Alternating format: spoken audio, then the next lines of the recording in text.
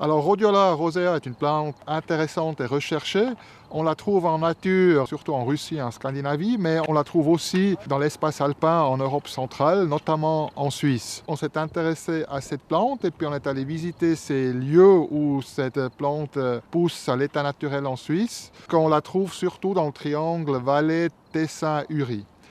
Cette plante, on l'a analysée, ces plantes naturelles, on les a analysées, et puis on était très surpris des résultats que dans certains sites, les teneurs en principe actif étaient très très élevées, nettement plus élevées que ce qu'on trouve dans les racines de Scandinavie ou de Sibérie.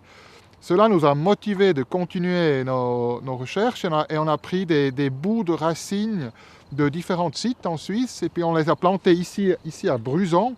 Et puis, après 3 ans, on a récolté ces plantes ici à Bruzon. Et puis, on a vu que les plantes qui étaient riches à l'état en nature étaient aussi riches ici en culture à Bruzon.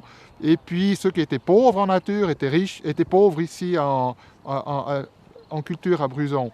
Cela nous montrait que la teneur en principe actif était prioritairement fixée par la génétique de la plante. Et puis, cela permet de faire la sélection.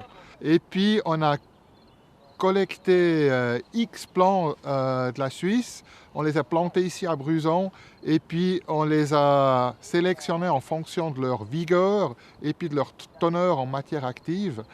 Et puis ceux qui étaient les plus vigoureux et puis ceux qui étaient les plus riches en principe actif, on les a choisis pour créer une variété.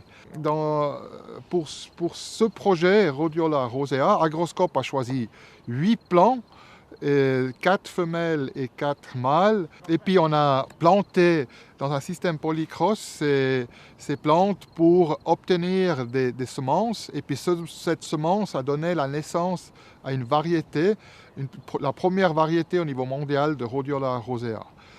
Donc cette variété a été baptisée Matmark parce que les parents venaient essentiellement de la région Matmar dans la vallée de Saas. Et puis cette variété actuellement elle est cultivée en Allemagne, en Scandinavie et puis beaucoup au Canada, mais elle est aussi cultivée en Suisse et puis la firme Rhodiola Alp est la firme qui a le plus de surface en Suisse actuellement.